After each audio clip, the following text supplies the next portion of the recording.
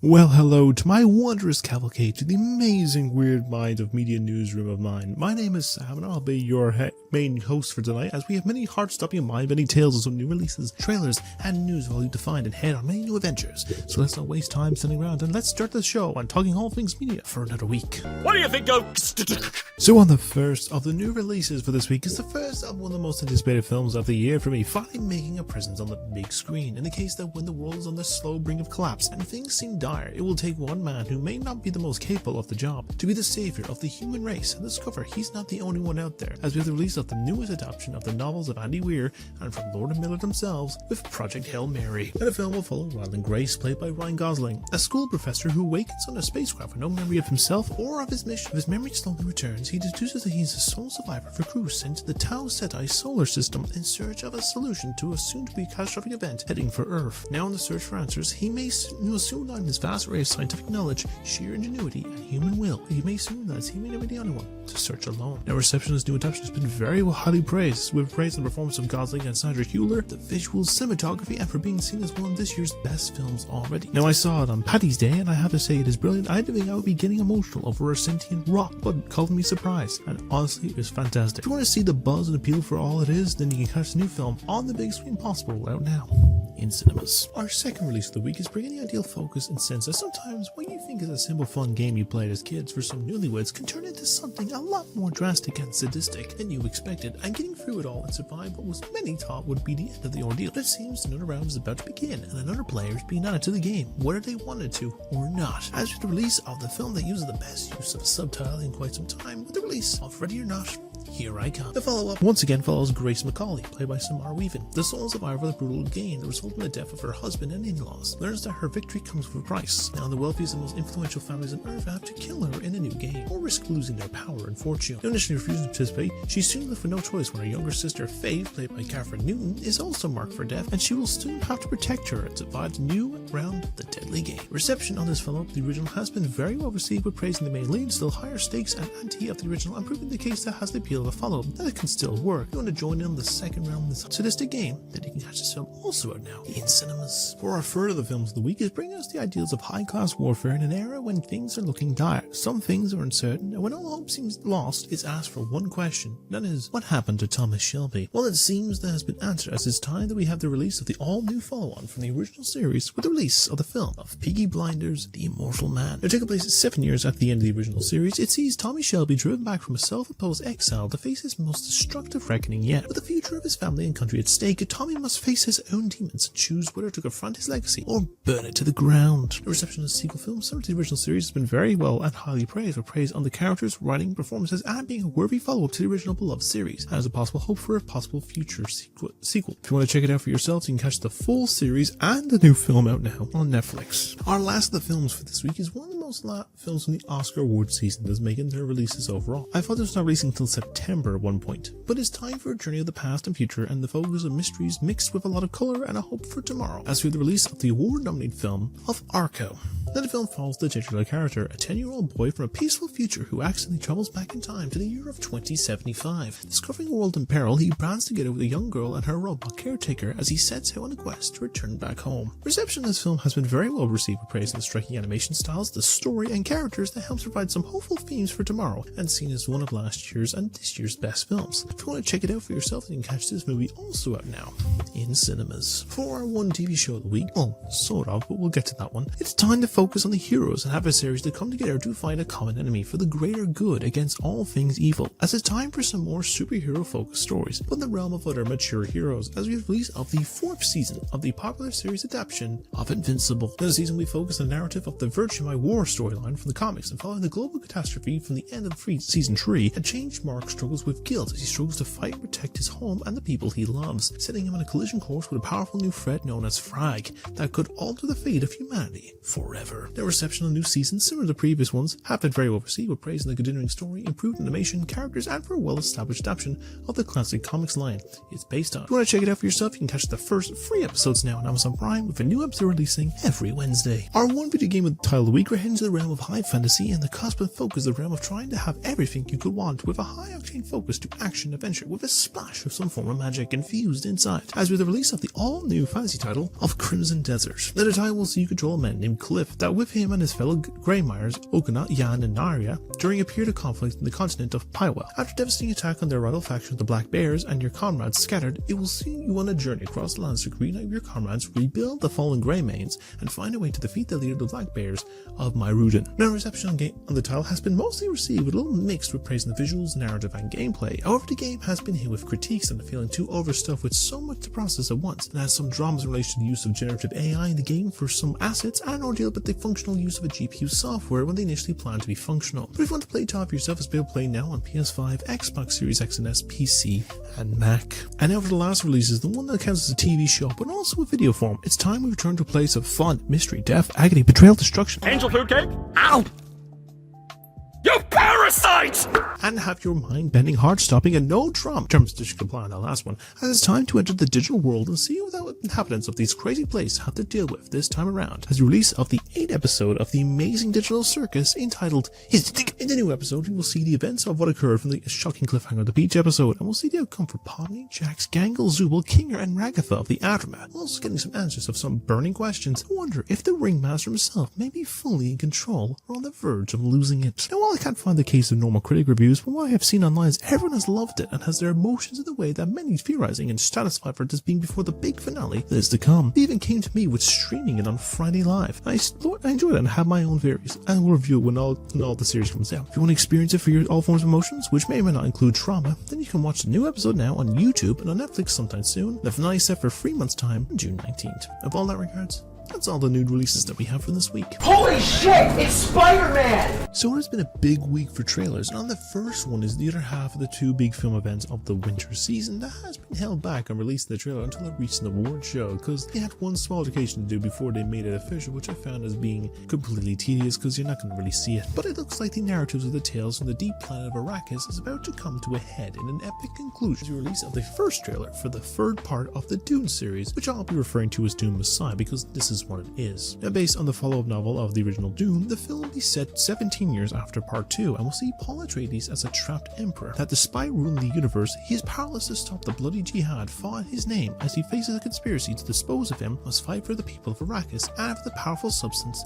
of the spice. So to give the focus my thoughts over time in the series, I actually liked the films, and I've seen both in IMAX to the level they should be, but it's kind of those film series that can give or take. The version may fit more in the realm of the original version that came out back in the 80s, but I can see the visual splendor the director has to offer. Now, I will say as well that maybe personally they could have recasted the 2 leads of Atreides and Shani to age them up, given that it is 2 decades since the last one. The leads thought I look a little too young, or else the spice has some really great skincare aspects to this thing, but I have no idea. Now, personally, I'm a little on the fence of this. I will go mainly for Robert Pattinson's new role in this, but I'm sure it'll be worth a watch with a double bill, but I am sure we can see by the film's release into cinemas from December 18th.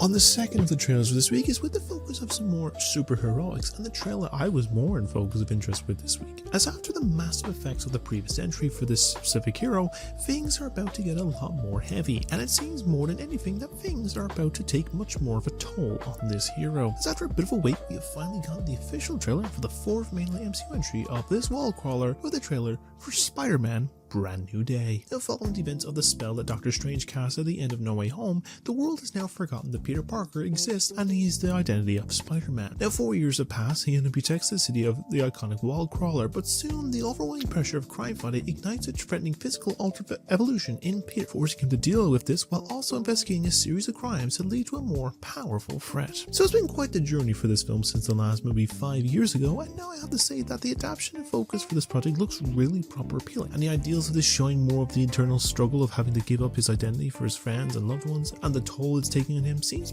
to harken back a little to Spider-Man 2, but also giving such a unique focus to it all, and seems that the director of Destined Daniel Cretton is really showing he's not a one-trick appeal, as he's shown that with Shang-Chi and Legend of Ten Rings, and recently with Wonder Man, as it looks like he's giving more life into his character and teasing a lot of iconic villains of the Rogues Gallery, Scorpion, Boomerang, and more as well, even the Hand, and even likes to tease the Punisher and the Hulk, and I feel like a lot more sinister approach by the end of this, but overall, I'm very excited for this outcome with this. Thankfully, it's not too long away, as this will be swinging its way into cinemas on the 31st of July. And our last trailer in focus this week is to point out the case this is not one coming out later this year, but I see as the real big film this year that even Doomsday and Dune Freak combined couldn't even comprehend. It doesn't even need to have elaborate dialogue, and all done in the form of claymation.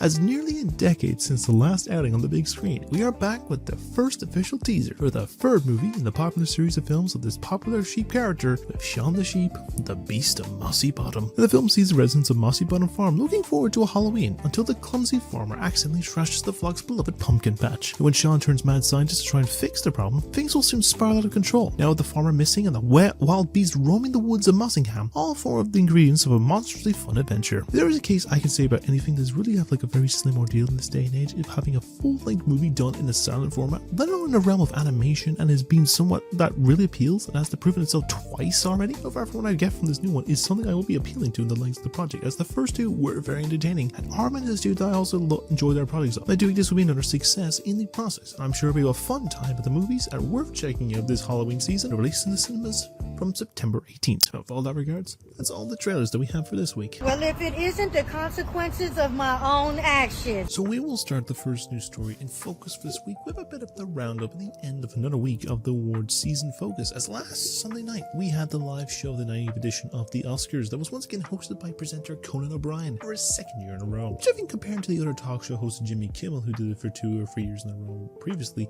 Conan is leaps and miles better in terms of hosting. Besides that, we are here to look at the events of the night in the focus of seeing the big wins and surprises, and we'll also come to seeing how many of my predictions of the many categories have I gotten accurate for this predictions I do every year. But let's delve into the big winners of the night, shall we? So going off the nominees in focus, the film that was the most wins of the night came from the title of One Battle After Another, where it won 6 of its 13 nominations, and include Best Picture, Director for Paul Thomas Anderson, and for Best Adapted Screenplay, just to name a few of some big focus ones, which seems like it was a total competition in focus overall. Now coming in second of the big winners of the night is the biggest nominated film of the event, with Sinners winning 4 of its 16 nominations, which includes for Best Original Screenplay and for Best Actor for Michael B. Jordan, beating out the initial frontrunner of that category of Timothée Chalamet. Looks like Sony needs to not be cocky about 2 art forms of opera and ballet that help to shape acting and film and have a lot of their family in ballet professionally, and in my personal opinion needs to change up the performances. They are all too similar to one another. Get some better PR training and also do better with the relationship of a member of the Kardashian Jenner family, but that's just me. And was so happy he won the award overall. Coming in third then for the wins was actually a man-made monster of a success, with Del Toro's Frankenstein winning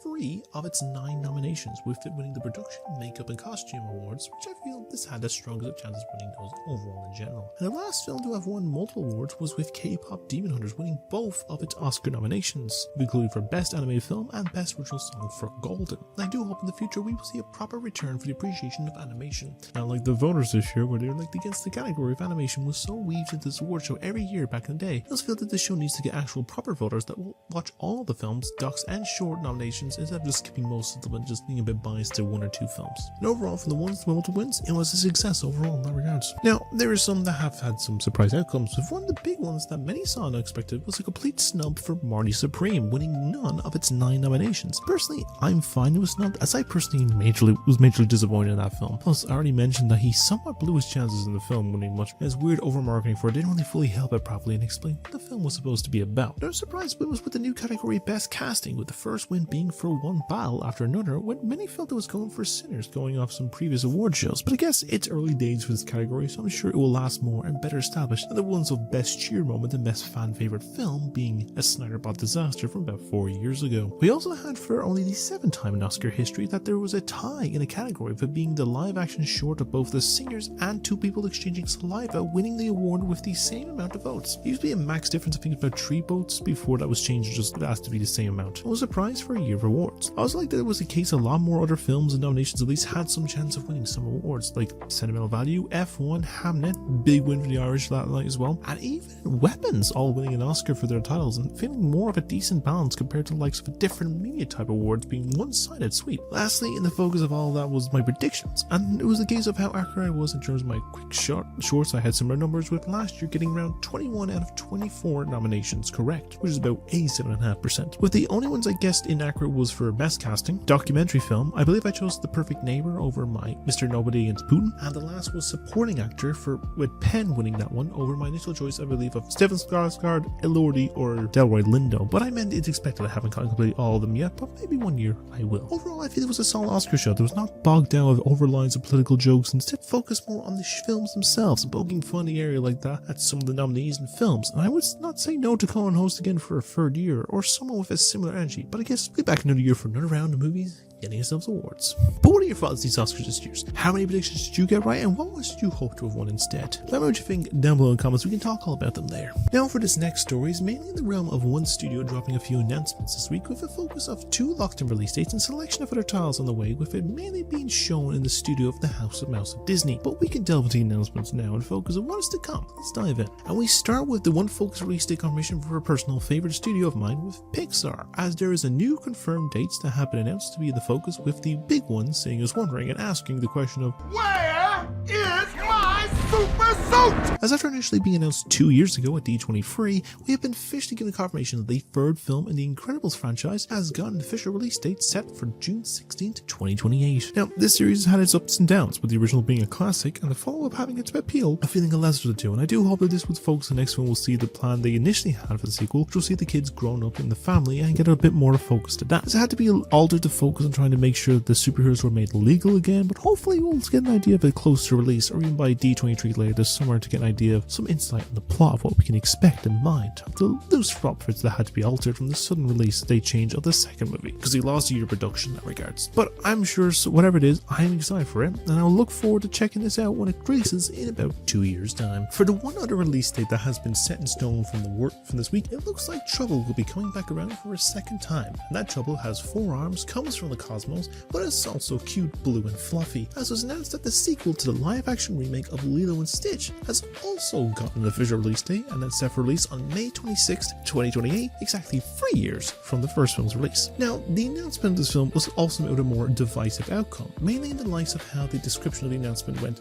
as many point out that the use of Ohana does not have much of the weight in use for this one, after the original live-action film's ends, Nani essentially giving Lilo up in the estate that he got so she can go back to college, when in reality it was actually the case that she didn't really actually give up the estate and mainly worked more of a shared custody with David's mother, and the watchful guardianship of Cobra, Bubbles and Pleakley, and was mainly for a few months for her to finish her degree so not to be fully taken by the state. In that case, David and her mother live next door, they're neighbours, so not fully in that regards. Now, the case with the follow-up, I have to wonder, it will be a new story if we'll go off one of the few straight DVD sequels it had, which includes Stitch the movie, which led to the TV series, the aptly titled Lilo and Stitch 2 with Stitch as a glitch, or it could jump all the way to the last film that came out with Leroy and Stitch. As you have to recall, the main antagonist of the first film was not Gantu, but rather was Jumba, so likely case will be him be back for revenge, or else to get some of like a redemption arc and save Stitch, who was not fully in control, but I guess we'll have to see what will come of this project. Now, personally, I did not hate the first movie, and I feel like it'll be directed by the same person as the first, and of Marcel the Shell with Shoes on fame. Then I'll give it a watch in the future. We'll see what will come of this story in a follow-up, but I guess we'll find out about its release in about 2 years' time as well. But what do you make of these announcements? Are you excited for Incredibles 3 and the live-action Lilo and Stitch sequel, and what will their plots entail? Let me know your opinions down below, and we can discuss all about them down there. The final story for this week is in the focus of the usual array that we will see more often than not. See in the weekly episodes, selection focus on the array of the cast announcements for some new projects from films and shows coming along over the next few weeks, months, and years. So let's delve into the focus of the castings that have come up from this week. So we start in the focus when it comes to mystery, then it's required that a certain group of meddling kids will come together alongside their giant talking canine, after announced earlier this week that the casting for the remaining members of the Mystery Gang for the live-action Scooby-Doo series for Netflix have been unveiled. Now, we already had the established casting of actress McKenna Grace playing the role of Daphne, and it was also confirmed the original voice actor of Frank Welker will be coming back to voice the character of Scooby. So it already has one good thing over that Velma series, in which it actually has the dog the series is based on. Well, the other 3 members of the cast of their meddling kids were unveiled earlier this week, with Lost in Space actor Maxwell Jenkins playing Fred, Ant-Man actress Abby Ryder Fortson as Velma, and the Pit star Tanner Hagen playing Shaggy. Now, personally, it seems they've listened to while most of the main leads being unknown, so they can give them an appeal of some big stardom for their performances. And I think from the choices compared to their characters, I feel it fits very well in the outcome, and I'm intrigued to see what will the outcome of the whole cast portray. Will have a sense of being a timeless new take, or feel it will become very dated very quickly. But I guess we'll see in due time. Now, the moment there's no set plan of when we can expect this project or its release, but if I hear anything down the line, I'll provide that in a later episode as well. Now, our next bit of news is going to the one that has been coming fast in terms of an update, as we have some casting additions for the new upcoming project of Sonic the Hedgehog 4. Now, we already know that the likes of the casting has been made for the role of one of the new characters in this film series, with Kristen Bell as Amy Rose, but it looks like there's a whole list of other big stars and some confirmed returning ones. Now, starting on new additions, it was announced that some of the new cast confirmed will include Wonder Man star Ben Kingsley, Parks and Rec actor Nick Offerman, What We Do in the Shadows actor Matt Berry, and IT Crowd actor Richard Iowati have also been cast for this upcoming project. Now, while the likes of these are playing is currently unknown, there is some speculation that some of these could be new additions to the growing cast of characters, with some saying they will introduce the Chaotix team that consists of Vector the Crocodile, Espio the Chameleon, and Charmy the Bee. Another addition could also be the case one of them may be voicing Metal Sonic, another could be Big the Cat, who was supposed to appear in the background of one part of Sonic the Hedgehog 2, but it's unclear who they will be playing. But as for returning additions that were up in the air, it really seems that even with their supposed sacrifices, that they will not stand down from coming back. I was confirmed that both Jim Carrey and Keanu Reeves will be back in this follow-up as Eggman and Shaun the Hedgehog respectively, so good news for those fans, and the shipping of Eggman and Agent Stone to continue. There doesn't seem like there is anything I can give a positive to come from that studio that is developing this franchise. It seems like Sonic is the shining light in all of this. Very excited for this new outing when it comes out in a year's time. I remember saying it was supposed to be delayed to December next year, but maybe it was just a rumor. It wasn't confirmed by a lot of stuff. Now, if I learn if these new additions are playing, I will update, of course, for a later episode. But speaking of another video game adaptation that also stars Matt Berry, we have some new additions to the upcoming project that took the movie-going experience to an extreme last year, and I feel sympathetic to all the cinema staff that had to deal with the aftermath. But we have a new casting addition for the upcoming sequel to the Minecraft movie, and it comes to us in the form of Mary Jane herself, of Kirsten Dunst. Now, this feels like a little of a coincidence. She made a joke that she should join a film like this so she will not lose any money on a film that she stars in, and it seems like that casting director took that seriously, and now she's set to appear in the follow-up. Now, it seems if anything, she may be set up to play the female counterpart to Jack Black, Steve, versus to play the character of Alex, and I feel there will be some form of return to the original cast, heading back to the overworld and stop a new threat. Jesse is likely being the Ender Dragon or some other form of a danger from the Nether or the End or something, but I feel she could do a decent performance and let her have a bit of fun in the role overall. I guess we'll see if there's any more new additions coming along with this project in due time, but I guess we'll see when the film's released in the summer of next year. Then from video game family fun to a more horror-based experience, we're heading over to the world where everything fell silent in order for everyone to survive, as was announced that we have a trio of new casting additions for the third part of A Quiet Place. Now, while we have confirmation that Emily Blunt, Cillian Murphy, Millicent Simmons, and Noah Jupe are all coming back, the new additions have been confirmed with Sinner star Jack O'Connell, Oppenheimer actor Jason Clarke, and Running Man and Love Life splitting actress Katie O'Brien will be confirmed for roles in this third entry of the series. Now, it's unclear what role they'll be playing, the likes of being some allies, scavengers, or possible new villains for the follow-up, but I can see it will be an interesting approach to the overall narrative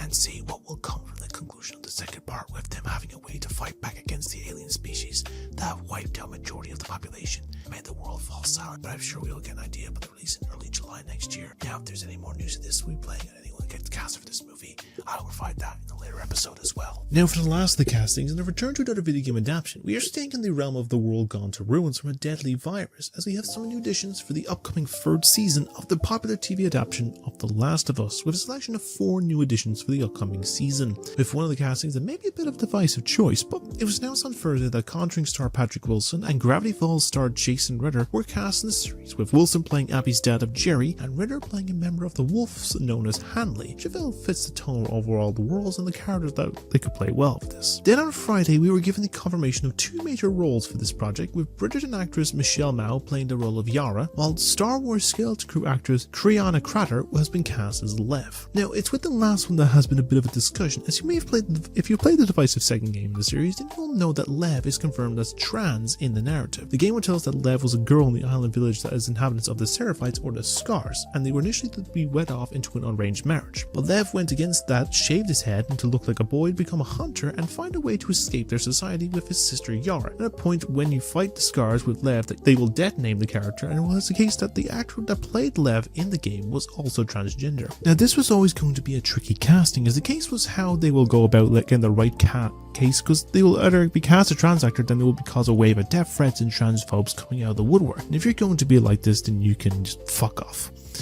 just personally. But at the same time, if they casted someone that wasn't that, then it would also become a problem that it have some fans of the game and series feel like it's not doing things accurate, which was the same case that people had with Bella Ramsey's performance in season 2 and of Caitlin Dever not being overly muscular like Abby in the game. Now, it really is a bit of a difficult one to balance about and come into a focus to find the best choice. Like, I'm still looking forward to it, and I'm sure the actors will do a great job, and I hope that the writers and showrunners will make it work on the best of their ability and find a solution that appeals on both sides, because it's hard to really get a grasp on the outcome. I'm sure we'll get an idea as the filming of the third season gets underway soon, from what I see as a 2027 release or something, but if anything new comes about changes or additions the cast has made, provide that in a later episode. But what do you think of all these casting news stories? Do you think they haven't made a solid choice for the Scooby-Doo adaptation, and who would you have casted? Are you excited for new and returning additions for Sonic 4? Will Kirsten Dunst do well in the Minecraft sequel? Who do you see the new additions of Quiet Place playing? And what are your thoughts on the casting additions for the new season of The Last of Us? Let me know what you think down below in the comments, and with all that regards, that's all the news stories that we do have for this week. What do you, the viewers, think it is? And okay, so with all that regards, it ends episode 148 of Weird Mind Newsroom. Hope you enjoy my ramblings for another week, probably about a half hour or so, but who knows with this regards. Anyways, I'm gonna fly through this conclusion and give some updates and stuff. So in case of reviews wise, we're gonna get onto actual reviews and upload some stuff. I'm going to fly through and like kind of need to buck up, kick myself into gear and actually get some reviews written up and done. So like The Last of Us, more short form ones of the snack size box office ones, few variations, maybe some award season films and stuff like that. Get through in this regards of things and upload a few of them like have on the back burner ready to go and just record. Need to quickly edit them and get to working, because sometimes Premiere Pro is a bit finicky when it comes to the whole vertical side of things with like filming things, but yeah, it's kind of a confusing thing, but I'll get to those regards. In the case of some gameplays, I will upload the Game Downs video in due time. I'm going to upload more of the VODs from my Twitch over here, because I don't know how long they'll last over on my Twitch anyway, so I'm going to upload them over here, just basically full thing, because I just finished Resident Evil Requiem there on Friday. It was a mix of that and the reactions to episode 8 of The Amazing Digital Circus, so yeah, I'm going to probably be starting Hollow Knight next. I'm probably gonna maybe start tomorrow night or probably Wednesday, I think. I'll figure something out. I'm gonna see a case of things, just find some time to work around it. And in the case of things with all other gameplay stuff as well, like Star Wars and other things, and other new games like Ventilate and everything like that, I will get around to playing as well. In the case of long form stuff, the rewatch-a-thon, the AI choice video that I promised someone is still coming along, the Harmon's Board, anticipated media, and other bits and pieces are all coming along eventually. And you can also check out my videos, reviews of the Oscar predictions down below, as well as a case of my thoughts on the recent and more time-lapse will be coming along as well, so look forward to those. But with that regards now, I'm going to get an episode there for now. So if you like what you see here and like to see more from me more frequently, to simply like and subscribe. I upload new stuff every single week, hoping to aim for about 1,000 subs, between 750 and 1,000 subs by the end of this year, so any support would be greatly appreciated, and I hope to reach that goal by the end of this year and create a welcome and wholesome community when I possibly can. Also, in case give me a follow on Twitch, I'll have the link down in the description to my YouTube as well, so you can check me out there. And I'll probably upload sporadically in terms of like time schedules, but I try and upload as much as I can during the week. If you want to get 10% off pure crack, you can get yourself with my code Sam Harrison. That's the link in the description below, and get yourself a tasty beverage as we head into the spring months now, as we're officially in the beginning of spring. In the case of all things regards, that is where let me know your thoughts on everything discussed this week from the releases, trailers, and news stories down below. But with that regards now, I'm going to get an episode there for now. So as always, you all stay wonderful people, have a great day every day, do many great things, and keep you because no one else do what you do. I've been your host Sam, of course, and I'll see you all in the next one. So take care, and I'll see you later.